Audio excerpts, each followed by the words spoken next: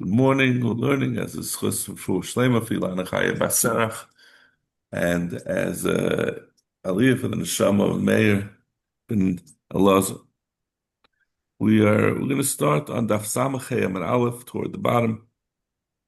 Again, we're talking about bring a brisa that says two pshatim in how you darshan the pasuk by Arba. It's two consecutive psukim. That's referring to the grasshoppers. Ashaloi kra'ayim imal, that has asher kra'ayim imal raglav, l'natav al haaretz. So the entire pasuk says it teaches us. Where was the bigger pasuk? That has it has these legs for jumping that are on top of its regular level. As elam mehem techelu, es arba lemineu, es sloyim lemineu, es chargel lemineu, es chagav lemineu. It mentions four different grasshoppers. It says each one lemineu, and I'll give you the heads up that they're distinct. That the arba and its mineu are grasshoppers that are not bald. They have like some kind of fuzz on their heads. Vesaslam lemineu is a grasshopper that is bald. Vesachargol is a grasshopper that has a tail. Lemineu. Vesachagav lemineu is a type of, like we said in the Mishnah, has to be the type that's called a chagav. That's a larger genus within grasshoppers. It all has to be within that general group of chagav. But we'll see what these limudim, exactly how these limudim work according to the different shitas. So first we're going to say the Tanakana. Tana Rabbanim, on the first wide line. Es elamem techelu es arba ze guvai, slum ze roshan, chagel ze nipel, chagav ze gedion. These are just the Aramaic names for the Hebrew names used in the Torah. Why does it have to say on each one of these four grasshoppers lemineu? Dal palmim. Lehevi tzipairis kromim, to include the tzipairis kromim, which shares with arba that it's not bald, that it is not bald. V'yoichna Yerushalayim, that shares with the slum that it is bald. V'atzuva v'har zarvonis. These are the similar types that have a tail, similar to the chargel. That's the Tanakama. So we learned out from these different psukim that if it is bald, if it's not bald, if it is bald, if it has a tail, all of these are going to be included in the kosher grasshoppers. It's not stated, but the chagav as well is also included. It has to be called a chagav. So that's the Tanakama. The Rebbe Shmuel Tanas klolei elu klolei kolos ve'elu prate pratus. The way Rashi says, we said pratim that seemingly we have klolos and we have pratim that seemingly were not necessary. So he says when it says lemineu, that's a klal. So it's a klal upratu klal. And he's going to want to know, what do you learn out from this klal upratu klal? So he learns out. And it's very similar to the Tanakama. Arba zegavai, which is the same as the Tanakama, right? The Arba was in Aramaic gavai. Leminai, which is a klal, lehevi tziparis kromim, which is again just like the Tanakama. The Tanakama included the tziparis kromim, which is also a grasshopper that is not bald. So he learns out from the klal uprat, klal yatadan el kaena prat. The prat was arba, so it tells you also something that's not bald. Ein li ella habav, ein li gabachas. So far from what we saw in the pasuk, all I would know is a grasshopper that does not have that is not bold. Haba v'yesh gabachas minayin. How do I know to include also grasshopper that has bold? Tamalem islam zen nipple. Now, this is a little different. Just technically, we'll see in a minute that the Gemara is going to say that he had said Sloim was Ushkuf or something else. Nipel, we said, was Chargel. So we're going to say each one according to its place. They had a different nomenclature, different names for the different grasshoppers. But in any case, the Slum and the Nipel, according to him, Tamalem Islam is a Nipel, and the Nipel is going to be like the Slum, that it is something that does not have that is bald.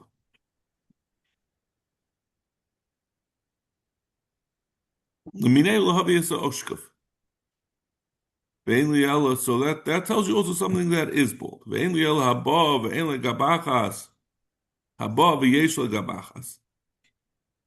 So far we've seen if it is not bald or if it is bald, that's included in the kosher grasshopper. And it also only includes these two things are both grasshoppers that don't have tails. How am I going to know to include in the kosher grasshoppers one that has a tail? The chargel is Roshan. Again, as we said before, we had Sloam as Roshan and chargel as Nipol, but it's not really important. It's including these hashachlonis. The karsafas and shachlonis are different other grasshoppers that also have tails, and it's going to be marba that anything that has a tail is also going to be included, not just like the arba and the slam that don't have tails, but also the chargel that has a tail is also a kosher grasshopper. So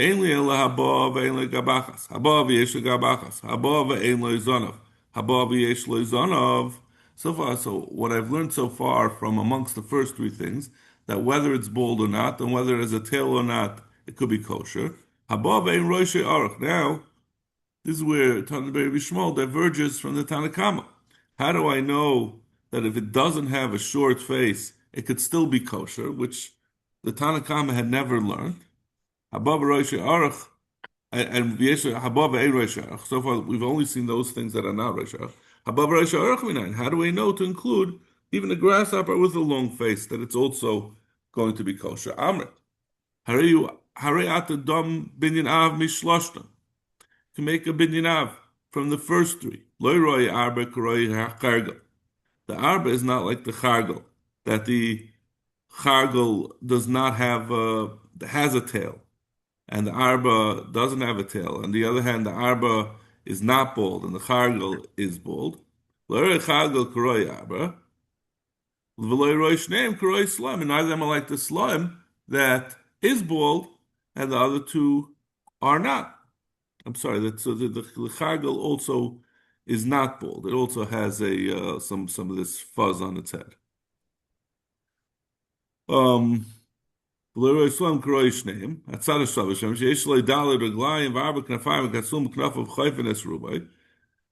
I'll say, what's the tzad hashava? They all have the four original simanim that every kosher grasshopper has to have. That it has 4 legs and 4 wings, and the 2 jumping legs, and that the wings cover rubai.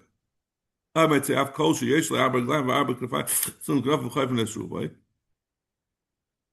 so therefore,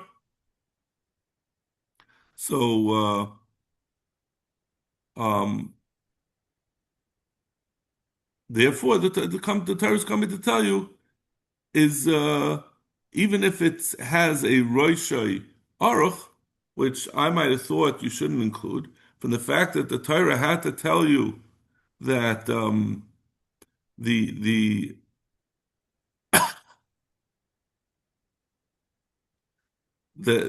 arba, sloim, and chargel, you could have made a chargel a binyan av from all of them. That even something that's not similar to them is also going to be included from the binyan av. So therefore, I would know even roishei aruch. In fact, the Gemara v'alei tzirtzer hazeh Yesh le haraglayim v'dal kafayim gatzum gnafim chayvin esubay yachal yehi motor. That maybe that should be mutter, even though the tzirtzir we brought it. We had the tzirtzir earlier. The tzirtzir is a grasshopper that's not at all. It's generally not. It's not called a chagav. It's not within the general category. It's somehow its appearance is different than the other grasshoppers. So tamalam chagav sheshmei chagav. That's why the Torah tells you. This the Brisa says chagav to tell you it has to be dafka shmei chagav. Sheshmei chagav is a gemara. So the Gemara asks the question: Ishmei chagav yachal ein by kol hasaman malalu. I would say maybe now that you said that you have this limit from chagav, that anything that it's if it even it has to have that it's shmei chagav, and if not, it's not kosher. Maybe if it has shmei chagav, you don't need the original four requirements of the four legs and the four wings and the two jumping legs and the wings covering most of its body.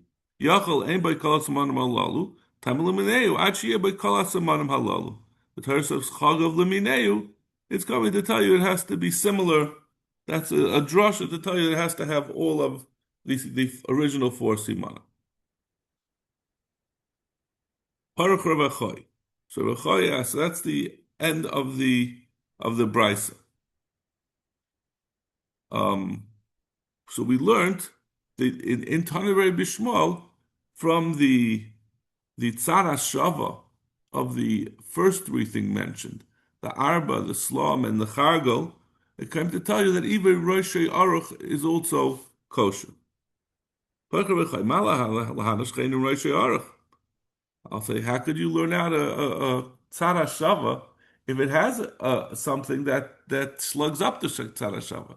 You're saying that because they're all equal, that even though these things are all equal, in that they have the original four simanim, and even though they have different characteristics, they're all that meaning bald, not bald, with a tail. And the Torah tells you. So it tells you also something that's only difference is that it has a long head.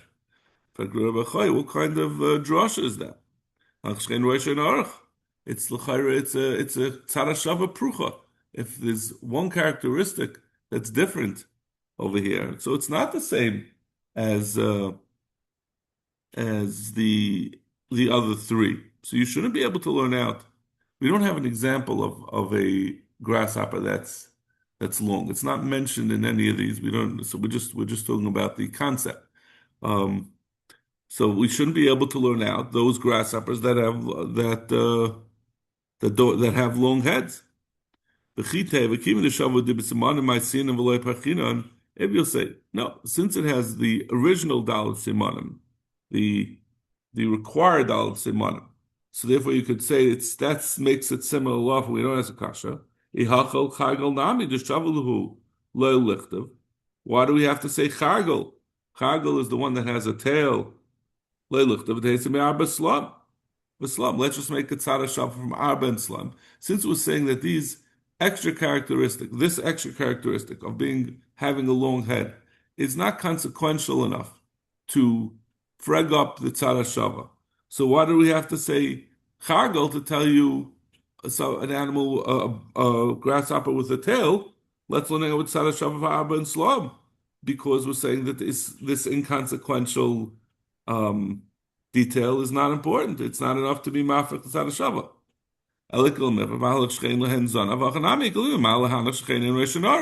The same way we're going to ask, we need to say chargel in order to tell you that if it has a tail, it's still going to be kosher. You should also need a pasuk. You should be able to learn out with a tzara shava to tell you that roshei aruch. El amar v'chay, slam yuseruhu. He says slam, the grasshopper that is bald, is extra. Let the Torah narrate. You can learn it out from arba and chagel. The my parachas, mala arba the enle gabachas.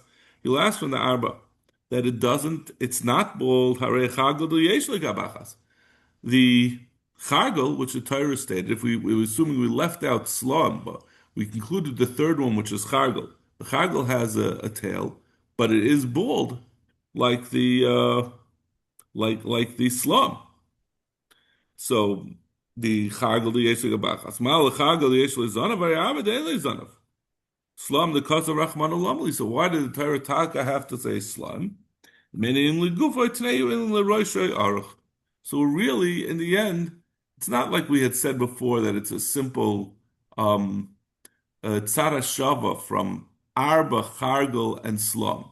Because ein chanami, if that was the case, we would have a pircha on it. That we would say something that's rosh aruch is different. But what we're really doing is learning from slum, because slum is unnecessary since there is no tzara shava. I'm saying there is a tzara shava between arba and chargel, the first and the third, and the something that is bald was already chagel covered. And if you'll say chagel, maybe it's only because it has a tail, but the arba doesn't have a tail. So we are able to learn it out. Sloim, we could have learned out that out with a tzara shava, and then we say mene inyan lechagel, so tneu inyan l'rosh harach. Mene legufay tneu l'rosh harach. B'may kamifli. So what is the bottom line? The difference between the first Tana, the very short Tana we saw at the beginning of the Brisa, and then this long exposition that we gave b'shem Tanabei b'shmal. Tanabei b'may kamifli Tanabei Rav, the original Tana, the Tanabei b'shmal. Rosh Arach kamifli. The difference comes down to whether you're including Rosh Arach. Tanabei Rav savar asher loy krayim klal. Arba, Slum, Chargel, Cholgov, Mineu, Prat. They say that both the words, both the names of the grasshoppers together through Mineu is a Prat. It includes those grasshoppers plus those similar to them. So Klal Prat, Ein B'chlal Shema Prat. The Meinei and the Lau the Meinei Loi. So therefore he says it doesn't include Rosh Arach because it's a Klalu Prat, and a Klalu Prat, Ein B'chlal Shema Prat. So therefore, it's a miyat, it's a restrictive limud that tells you only those similar things to what's in the prat. So therefore, it includes those things that it has the original 4 requirements that the pasuk says, and also it's similar that it doesn't have a rosh yarach. So therefore, the Tanakama says Rosh Arach will not be kosher. Tanabei B'Shmuel Savar Asher Lo Krayim Klal Arba Sloim Chaga V'Char Prat, and then Lemineu Chazav V'Kol. He disagrees with the Tanabei Rav. He says that the Lemineu is not just an extension of the Prat of the Arba Slom Chagel and Chagav. He says Lemineu is Chazav V'Klal. Prat U'Klal Liyatadon Ela Ke'ena Prat. Mabi, I'm sorry. Pratu prat, klalu pratu klal. Yatadon elika ena prat. It's not klalu pratu klal is not as restrictive. Ein b'chlal hashema prat. But we say elika ena prat. It has to be similar to the prat. It's a little more leeway. Umarbi called the domale b'chad sad. So we include that which is daima to it in one sad, meaning that is the 4 original requirements, but doesn't have to have also Rosh Aruch. That's not Rosh Aruch. The first klal was the 4 things that we said that every kosher grasshopper has to have, with the legs and the wings and so on. But the second klal was Laminei.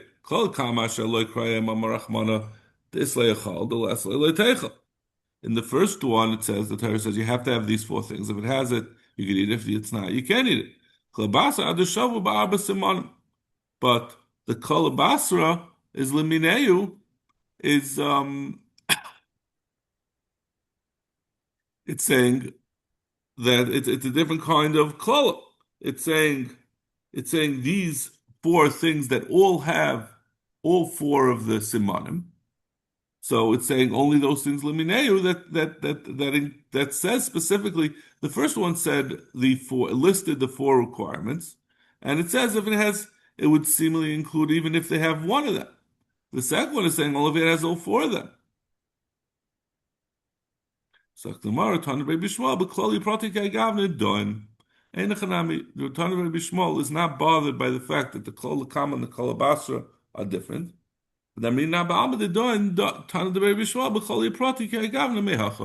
taka learn that out from here, since we see over here that Torah Rebbe Shmuel is open to the idea that a klal upratu klal can have a different klal at the beginning. The klal at the beginning can be less, in this case, less restrictive than the second klal, or less onerous.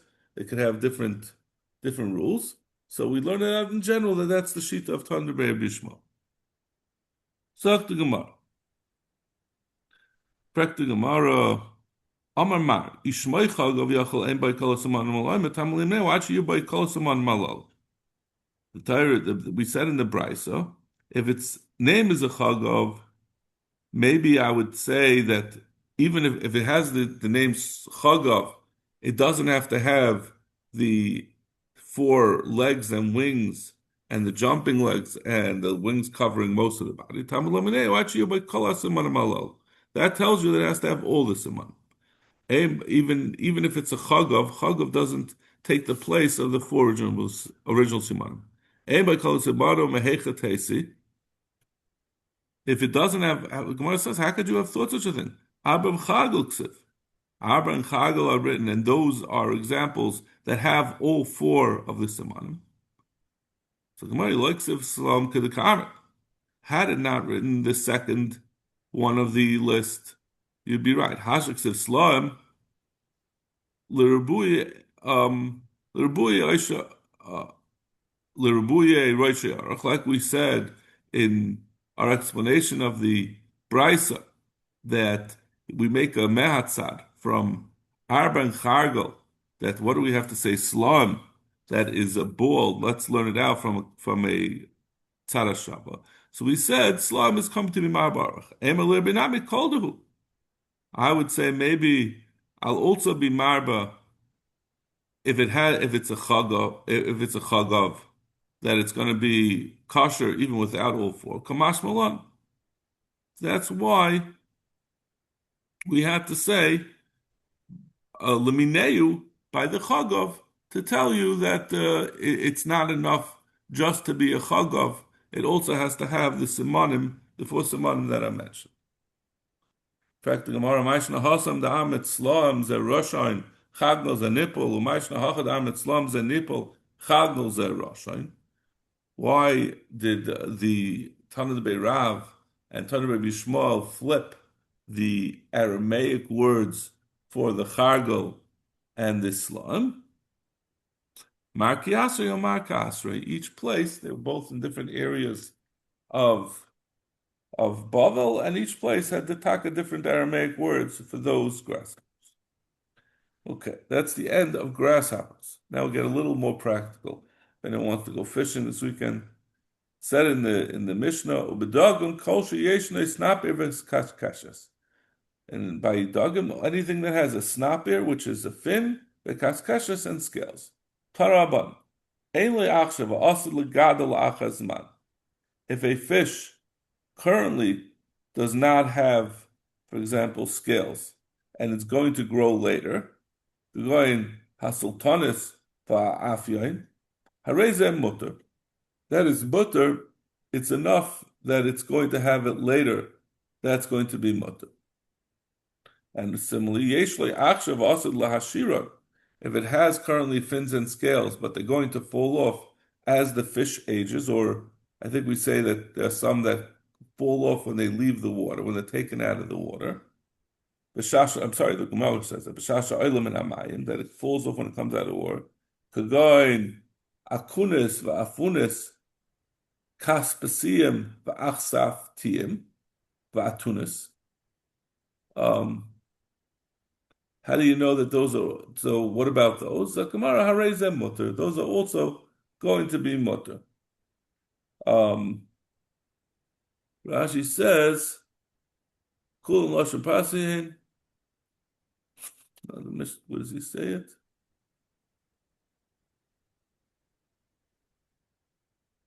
Yeah, I don't know what Rashi says. Persian? No, I'm wondering why are we saying? We're just saying it's mutter. The Gemara is just stating as a fact. Where is the limud? I think it comes from kol asher b'mayim. That even if it doesn't have, even if it doesn't have it, when it leaves the water, it's still going to be mutter. Tanan Hasam, kol sheyesh lo b'kaskeshes yesh lo snapir. Any fish, it's a general rule of biology that any fish that has scales is also going to have fins. But there are some that have fins but don't have scales.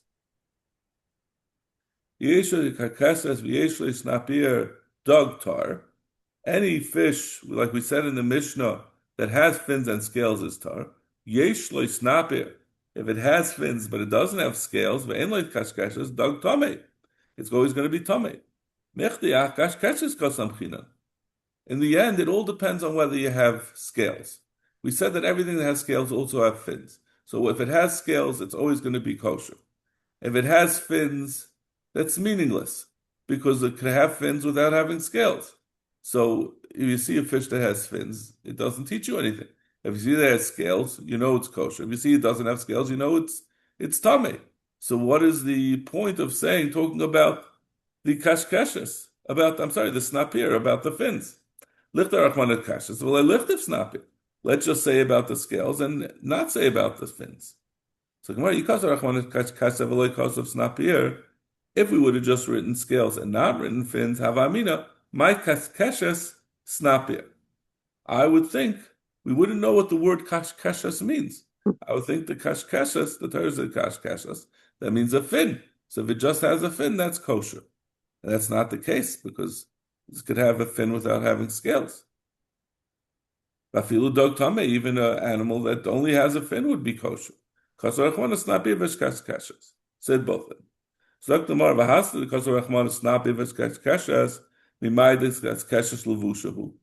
do we take a no? Right? We teach snapir v'kashkeshes as fins and scales. Snapir is fins and kashkeshes is scales.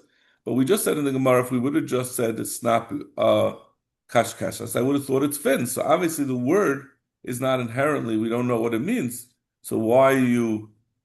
Seemingly we don't know what either one can mean either one. How do we taka know what each word means? T'chsiv v'shiyun kashkashem hu lavush, and he's clothed in armor with scaled armor. So you see, kashkashem is a lashon of scales. So Vektamara, again, back to our original question. Let it just write kashkashes because we see that there's a inherent taich. The translation of kashkashes is scales. Why? I wouldn't think to say it means fins. And as we said, anything that has scales is always kosher. It's coming to tell you, I mean, I'm not exactly sure the Torah didn't, Lamaisa fins are also a requirement. So even though it's not necessary because we know if it has scales, it's always going to have fins, the Torah is telling you that the fins are really part of the requirement, even though they can always be deduced by the existence or non-existence of scales. Okay, we'll stop over here and resume on Motzei Shabbos. Yes,